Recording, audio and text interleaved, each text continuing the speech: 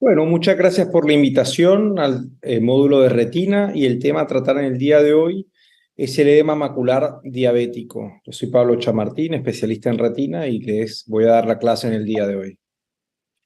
En cuanto al edema macular diabético, en esta clase vamos a tener en cuenta la fisiopatología, las clasificaciones, las distintas que tiene, las manifestaciones que puede tener, qué tener en cuenta la exploración física y qué estudios paraclínicos hay que pedirlo a estos pacientes. En cuanto a la definición, bueno, básicamente es un engrosamiento de la retina por una hipermeabilidad vascular y es la causa más frecuente de baja visual en los pacientes diabéticos. Hay diferentes y distintos factores de riesgo, como la duración de la diabetes, que el paciente tenga un mal control metabólico, está asociado a la hiperlipidemia y también a la hipertensión arterial. En cuanto a la patogénesis, la vamos a ver en mayor detalle a continuación, pero es importante saber que cuando hay un metabolismo anormal de la glucosa, va a haber una alteración de la barrera hematorretiniana, tanto la interna como la externa. Aquí vamos un poco más profundo a la fisiopatología. Esta es una imagen sacada del Ryan. Y a grandes rasgos podemos decir que hay una acumulación de los productos de la glicosilación avanzada, que hay una disrupción de la barrera hematorretiniana y va a haber también una alteración de la interfase vitroretiniana. Este aumento se da por una acumulación que va a haber del líquido extracelular que puede ser a diferentes niveles o en todos los niveles, como la capa de Henle, la nuclear interna o el espacio subretiniano son los lugares más frecuentes. Esta forma puede ser focal, difuso o lo más frecuente o lo que solemos ver que es el quístico. Ahora, ¿por qué va a haber este aumento de la vasopermeabilidad o la permeabilidad vascular? Bueno, hay muchos factores. Una es que hay una alteración de las células gliales, hay una pérdida de los pericitos del endotelio, la muerte de células endoteliales, hay una leucostasis, va a haber una pérdida de las zonas de unión celular y hay aumento del VEGF y de la proteína, la proteincinasa C. También, de manera, digamos, adherida o unida, generalmente los diabéticos tienen un engrosamiento de la hialoides posterior y este engrosamiento hace que haya una alteración en la interfase vitroretiniana y puede tener una tracción persistente de esta que también puede colaborar al edema macular diabético sin necesariamente sea por un aumento de la permeabilidad vascular. En cuanto a la fisiopatología, a la ruptura de la barrera hematorretiniana, vemos que en los pacientes diabéticos va a haber un aumento de la permeabilidad vascular por una disfunción de las uniones intercelulares y vemos que va a haber una alteración de las zonulo occludens, que son las que realmente forman la barrera hematorretiniana, y esto se da por una disminución de diferentes factores como la claudina 5, la ocludina y la zonulo occludens 1. También hay un aumento del transporte transcelular y va a haber una pérdida de las células endoteliales y los pericitos. De esta forma altera tanto la interna como la externa. Pues, ¿qué factores afectan la permeabilidad vascular en líneas generales? A su izquierda vemos todos los factores que aumentan la permeabilidad vascular y a la derecha vemos los factores que inhiben o reducen la vía de la permeabilidad vascular a grandes rasgos. Como se imaginarán, la inflamación influye mucho, tiene un componente inflamatorio muy importante, donde esto a la izquierda vemos los diferentes factores inflamatorios más comunes, como el factor de necrosis tumoral, y los diferentes, los MIP, los I, los MSP, que junto con la glucosa van a hacer, digamos, van a haber una interacción entre el endotelio y los leucocitos, destruyendo dañando y aumentando el paso de las ocludinas, estas que hablábamos anteriormente, y que también va a inducir a la apoptosis de las células. Si al haber una pérdida, digamos, una apoptosis de estas células, puede pasar el líquido libremente. En cuanto al VEGF, y es uno de los factores más importantes, y es el que tratamos con los anti-VEGF, el factor o la función que desempeñan es que él hace que haya una disminución de las proteínas de las uniones intercelulares que habíamos hablado, o sea, la fosforila, y de esta forma hace que pase, que haya un mayor transporte celular, que unido a esta ausencia de células endoteliales puede pasar el líquido de una manera más fácil. Si vemos a su derecha, van a ver esto visto en un cuadro, como es la ausencia de células, y este aumento del transporte va a inducir o va a ayudar a que haya un aumento del paso del líquido de la célula al intersticio, ¿no? Por otra parte, hablamos un poco antes de los factores mecánicos, que hay una alteración de la fase, la interfase vitreoretiniana, incluso la membrana epirretiniana, y pueden ayudar a que esto pase. ¿Qué pasa? Cuando se adhiere muy fuerte esta adhesión vitreoretiniana, puede haber una atracción vitreomacular y esto aumenta el riesgo de desarrollar edema macular diabético, y son unos mecanismos combinados.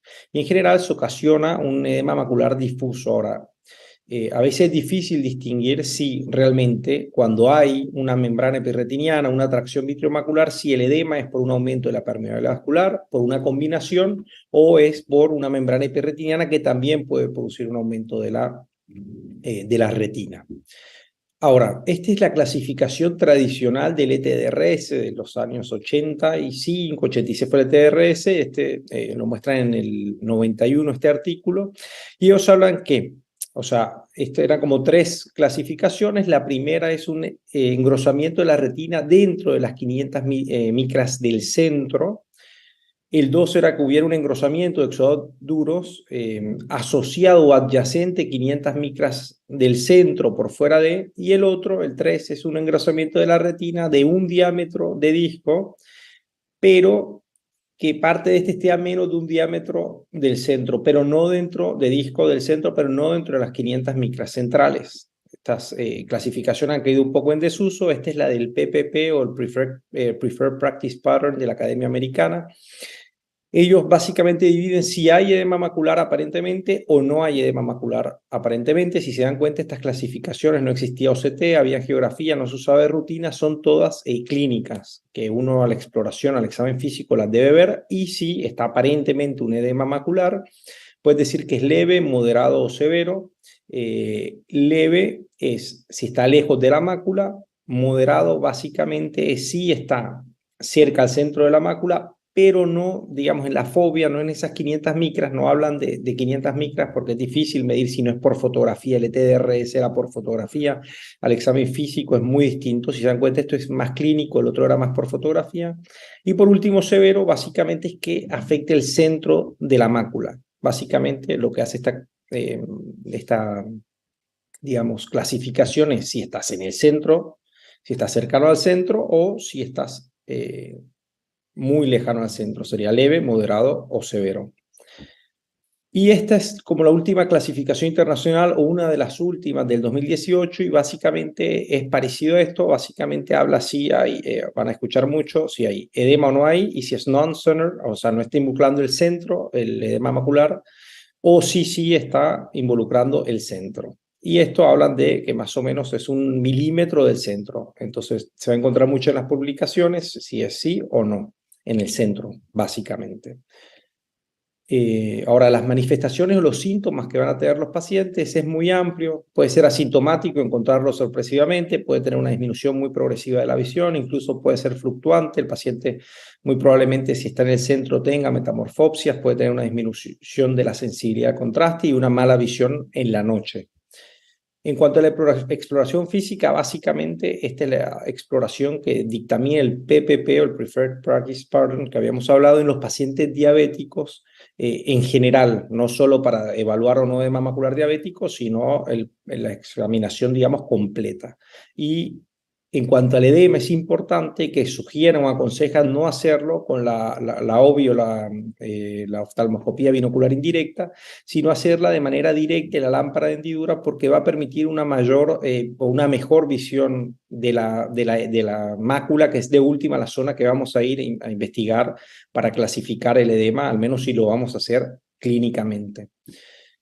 En cuanto a los hallazgos que puede tener el paciente, puede tener, o sea, este engrosamiento que puede ser difuso, focal o multifocal, puede tener exudados duros, puede tener microneurismas y va a tener obviamente un engrosamiento retiniano. Aquí son los estudios paraclínicos que dijimos que íbamos a hablar un poco. Una fotografía a color, esto viene en desuso, pero bueno, era lo que se aconsejaba en el ETDRS para darle seguimiento a estos pacientes de una forma objetiva y poder medir, digamos, en micras o en diámetros de disco a la distancia que estaba y cómo iban evolucionando.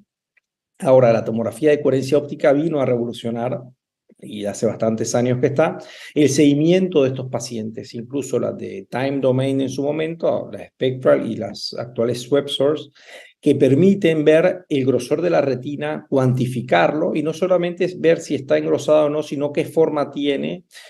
Puede ver si hay alteraciones fácilmente de la interfase o no, que es mucho más difícil con la examinación directa, y ver si hay quistes o líquido subretiniano. Además, hoy es muchísimo más sensible que una biomicroscopía para detectar engrosamiento. Se habla que más de 300 micras generalmente ya se puede detectar al fondo de ojos, ¿no? Menos de 300 micras es muy difícil, y estamos hablando, esto eran los antiguos oftalmólogos que estaban entrenados para esto, y la verdad que todos vemos OCT y hemos perdido un poco de capacidad para eso, y podemos hacer un seguimiento cuantitativo de los efectos del tratamiento. Y hoy el OCT es incluso más sensible que la agudeza visual del paciente. Entonces, ¿qué podemos encontrar en la OCT? Habíamos hablado. Bueno, podemos encontrar estas cavidades hiporreflécticas o quistes, que son estas que vemos en el centro, que es por acúmulo de líquidos. También podemos ver unos puntos hiperreflécticos que vendrían a correlacionarse con los exudados duros. Podemos ver líquido que está por debajo del neuroepitelio, o sea, líquido subretiniano. Ver la hialoide, si está engrosada o no está engrosada, si hay tracción o no hay tracción, y luego anormalidad de las capas de la retina, que la vamos a tratar un poco más en profundidad más adelante. Entonces, ¿cuándo se usa la OCT? No aconsejan hacerlo de screening en pacientes que no son diabéticos, tienen una diabetes que no tiene ninguna manifestación, que ocasionalmente sí se usan para investigar otras causas, digamos, de exudación, y para lo que se usa la OCT actualmente es para pacientes que tienen alguna dificultad, o sea, con retinopatía diabética, que tienen alguna dificultad para ver áreas de tracción, y sobre todo para ver si alguien que no tiene una disminución de la agudeza visual explicada se hace, es decir, un paciente que tiene medios transparentes, con córnea transparente, que no ves nada que te explique que haya bajado la visión y es diabético, lo más probable es que tenga un edema macular diabético. Entonces, hay muchísimas clasificaciones de OCT. Yo creo que no hay que aprenderse todas, es imposible aprenderse todas. Hay que entender qué se está viendo, cómo se ve y qué pronóstico para tomar una decisión de tratamiento y para darle al paciente un pronóstico en cuanto a su visión va a ser. Esta es una muy reciente del 2020 de la Escuela Europea de Estudios Avanzados en Oftalmología. No se la aprendan, que esto no se lo van a tomar, pero es para entender un poco qué se debe ver en la OCT. ¿Qué se debe ver? Si hay aumento del espesor o no, engrosamiento.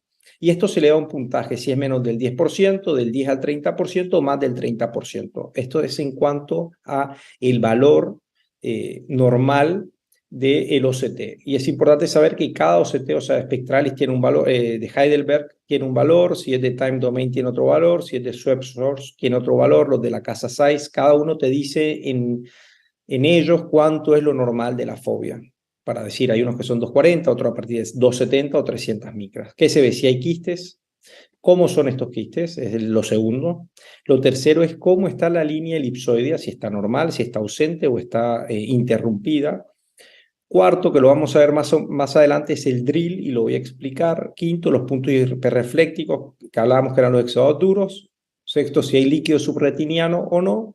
Y séptimo es cómo está la interfase vitreo-retiniana. De todo esto vamos a ver ejemplos más adelante y cómo clasifican ellos. Entonces, ellos hablan de una maculopatía diabética temprana, que sería estas imágenes que están viendo. Se van a dar cuenta que la línea elipsoidea está totalmente sana, que hay quistes, pero estos quistes no son tan grandes, no hay un gran aumento en el espesor retiniano, y las capas externas de la retina están totalmente sanas, es decir, y las internas también, ¿no? No hay ninguna alteración de las capas internas.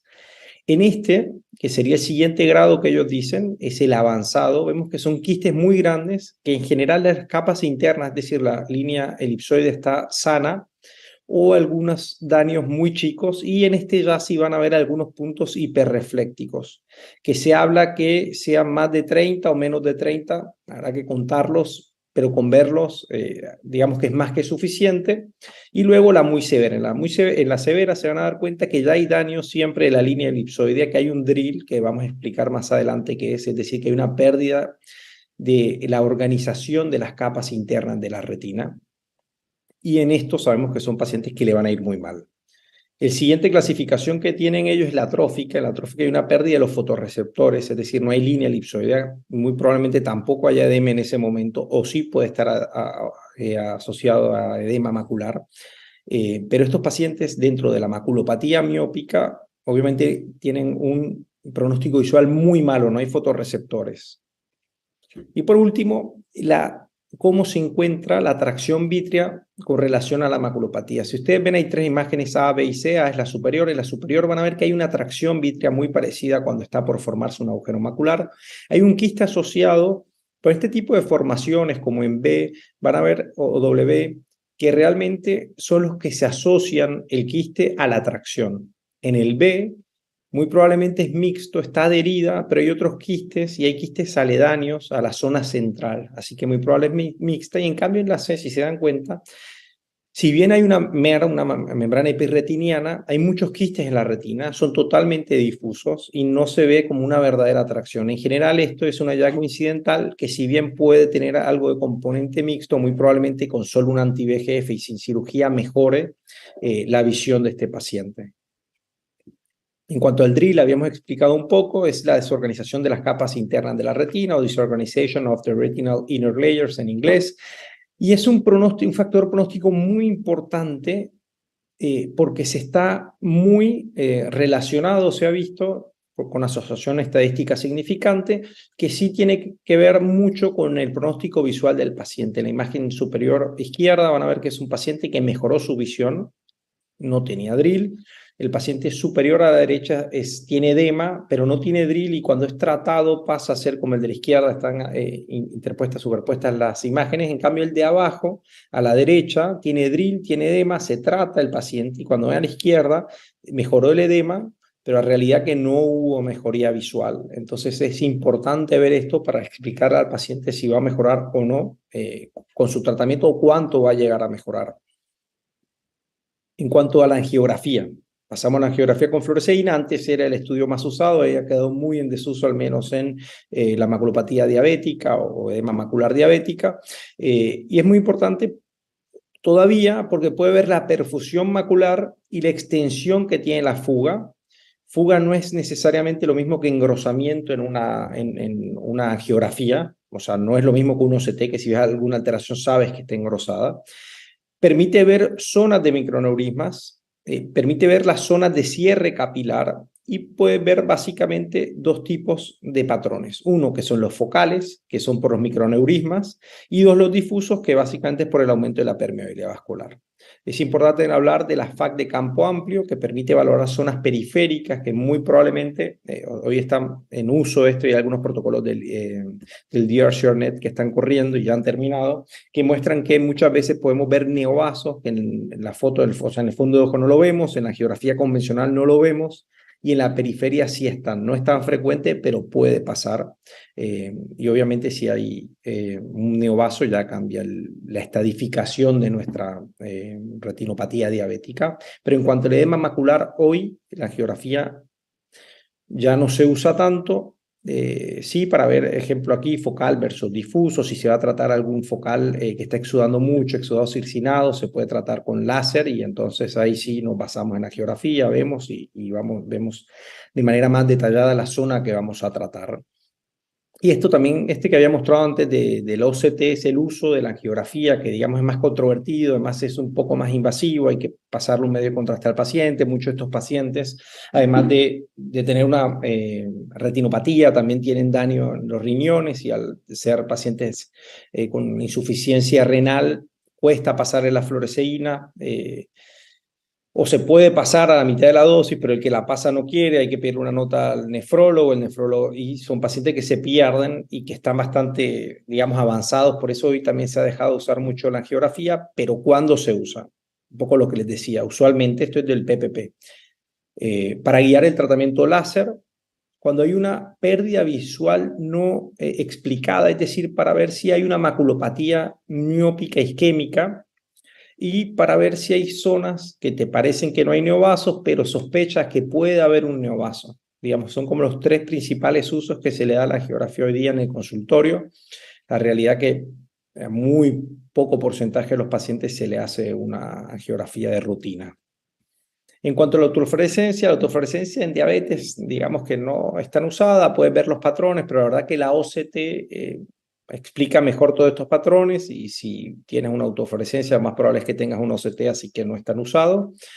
En cuanto al OCTA, el OCTA, bueno, es no invasivo, puede ver toda la circulación retiniana y coroidea, te permite visualizar a qué profundidad está la lesión, pero hoy no hay ningún estudio que demuestre como un parámetro exacto de OCTA y que cambie el paradigma del tratamiento, así que básicamente no está muy usado, a diferencia de la DMRX, si se han visto algunos patrones que van a exudar, en diabetes no. Puedes ver los IRMAs, puedes ver la neovascularización, puedes ver la perfusión, pero en realidad que se ve en el OCT común y corriente. Aquí vemos algunos ejemplos de OCTA, los sangrados como se ven, los quistes como se ven, y otros estudios que no suelen ser pedidos, pero un poco los mencionamos, la microperimetría, obviamente vamos a ver que hay unos escotomas que se corresponden a los hallazgos que se ven a la fluorangiografía. Hay una pérdida de sensibilidad al color y al contraste, que ya lo habíamos dicho, más si se hizo una fotocoagulación en el paciente, pero aún sin fotocoagulación pasa esto. En cuanto a las Adaptive Optics, también permiten ver cómo están los conos y bastones y vamos a ver que hay un aumento del espacio entre las células, que hay una regularidad del mosaico y qué densidad celular tienen estos pacientes. Y generalmente estos pacientes se ve que hay una mayor irregularidad entre los conos que va avanzando conforme avanza la severidad de los pacientes. Así que bueno, muchas gracias por la invitación y eso sería todo en cuanto a la clase de edema macular diabético. Gracias.